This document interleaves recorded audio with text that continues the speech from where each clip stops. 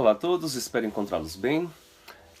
Fiz esse vídeo para que nós tenhamos a oportunidade de realizar uma revisão. Já ministrei a revisão pelo Teams com vocês e fiz um vídeo para incluir, para que aqueles estudantes que não puderam participar no momento da transmissão ao vivo tenham uma oportunidade agora e não sejam prejudicados para essa prova. Quinto semestre, nossa disciplina de Metodologia de Ensino de Geografia cairá basicamente 3 conteúdos. Eu vou cobrar 3 conteúdos específicos em nossa prova. As questões são compostas de questões dissertativas, não haverá questões de múltipla escolha, foi uma decisão minha, uma decisão do professor. Então, o primeiro conteúdo ao qual nós temos que relembrar é o conteúdo das paisagens. Esse conteúdo nós tivemos ainda em sala de aula presencial. Então nós tivemos paisagem. Primeiro é importante lembrar que paisagem tem várias definições, mas uma delas é que paisagem é tudo aquilo que a vista alcança. Tudo aquilo que nós olhamos, observamos, nós podemos caracterizar como paisagem. Mas aqui, neste momento, eu vou dividir, pensando apenas nos anos iniciais, vou dividir em 3 partes. Claro que há mais classificações, há várias subdivisões, vários debates filosóficos a respeito disso. O primeiro deles é a paisagem natural. Aquela paisagem feita pela natureza, como a imagem que vocês podem observar agora, uma imagem composta basicamente de elementos naturais, vegetação, ou seja, determinadas serras, colinas, todas elas compõem uma paisagem que nesse caso é natural, porque ela foi feita pela natureza, não há aí, você não observa, não existe uma interferência humana. Então essa paisagem é caracterizada como uma paisagem natural, uma paisagem composta apenas de elementos oriundos, feitos pela natureza. O segundo tipo de paisagem que eu definirei com vocês é a paisagem antrópica. Antrópica vem de antropo, vem de ser humano, né? Vem de homem, ser humano, mas ela também pode ser encontrada na literatura como paisagem cultural, devido aos nossas modificações, nossos aspectos culturais, nós seres humanos podemos modificar essa paisagem. Como vocês podem verificar na imagem, é uma paisagem composta de elementos feitos pelos seres humanos, nesse caso uma grande cidade, elementos, ou seja, o que nós diríamos uma floresta de concreto e aço, e temos apenas elementos feitos por nós, tá? Não há basicamente elementos naturais, apenas elementos modificados. A modificação humana, a interferência humana modificou essa paisagem, criando uma paisagem que pode ser caracterizada como paisagem antrópica ou paisagem cultural. A terceira paisagem importante para nós será a paisagem mista. Essa paisagem mista eu vou definir como uma paisagem onde nós podemos encontrar elementos naturais, feitos pela natureza, e elementos também feitos pelos seres humanos. Então nós temos uma congruência, a união de elementos naturais com elementos antrópicos, feitos pelo ser humano. Assim como nós podemos ver na imagem, nós observamos elementos naturais, e temos também elementos feitos pelos seres humanos, ambos convivendo, coexistindo, compartilhando o mesmo espaço geográfico. Nesse caso, nós temos então 3 tipos de paisagem. Passei para vocês a definição de paisagem e os 3 tipos de paisagens básicos. Tá? Vamos para o nosso segundo assunto, que são ilhas de calor.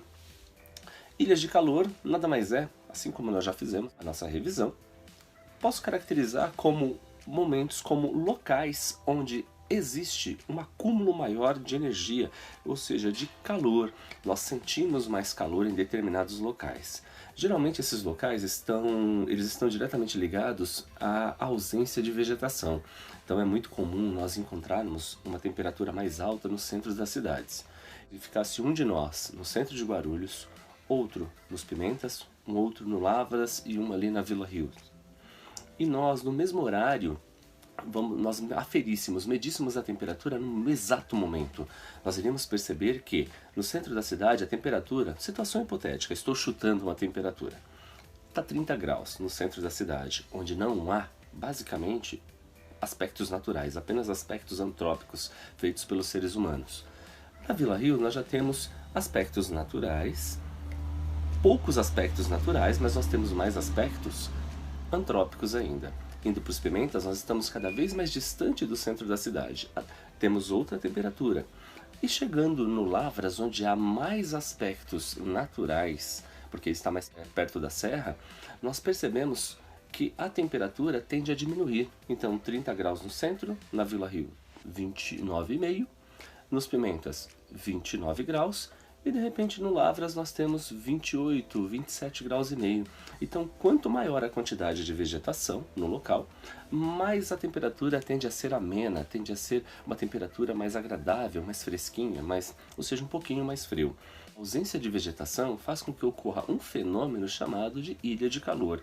O centro da cidade passa a se tornar uma ilha de calor com uma temperatura maior do que as outras regiões da cidade. Próximo elemento da nossa prova, próximo e último elemento da nossa prova, será a chuva ácida. Nada mais é que a precipitação que ocorre em vários locais, nos centros das cidades, nas regiões metropolitanas, mas que ela está associada a vários elementos e vários gases que são emitidos por indústrias, são emitidos pelos automóveis, dentre eles o dióxido de enxofre, o dióxido de nitrogênio. Esses gases que sobem para a nossa atmosfera, ao se encontrarem com a água, com H2O, em estado gasoso, a determinada altura ele tende a condensar, vai acontecer uma reação química que vai transformar esses gases associados ao H2O, vai associá-lo e vai transformá-lo em ácido sulfúrico e ácido nítrico muitas vezes. E essa chuva tende a cair. Claro que o nível de acidez não é um nível de acidez ou seja, vai cair, vai causar uma ferida no braço de alguém, na mão de alguém. Não. Nós temos uma tabela de acidez, que nós chamamos de pH, e esse nível de chuva ele vai cair em torno de 5, 4,5, um nível de acidez que não é o adequado, até mesmo maior, dependendo do local, dependendo da concentração de gases, da emissão de gases, do tamanho da cidade. Mas o fato é que essa chuva que vai cair, que vai precipitar nos grandes centros ou em regiões metropolitanas como a que nós moramos, ela tende a ser uma chuva ácida.